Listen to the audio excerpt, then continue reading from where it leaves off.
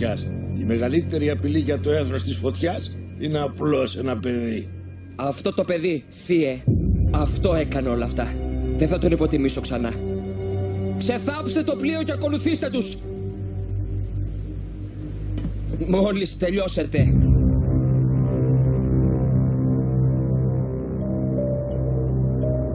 Πώς το έκανες αυτό? Με το νερό? Ήταν ό,τι πιο εκπληκτικό είδα ποτέ μου. Δεν ξέρω, απλώς το έκανα. Γιατί δεν μας είπες ότι εσύ είσαι ο Άβαταρ? Γιατί ποτέ δεν ήθελα να είμαι.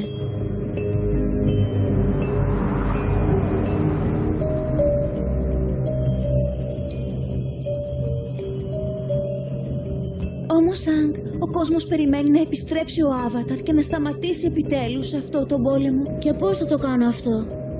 Σύμφωνα με το θρύλο, πρώτα θα μάθεις να δαμάζεις το νερό, μετά τη γη και μετά τη φωτιά, σωστά? Αυτό μου είπαν οι μοναχοί.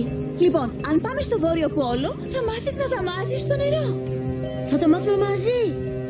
Και εσύ, Σόκα, σίγουρα θα σπάσεις μερικά κεφάλια φωτοδαμαστών καθοδόν. Θα το ήθελα. Πραγματικά θα το ήθελα. Θα πάμε όλοι μαζί. Εντάξει, αλλά πριν μάθω να δαμάζω το νερό, έχουμε κάποια σημαντικά θέματα να φροντίσουμε.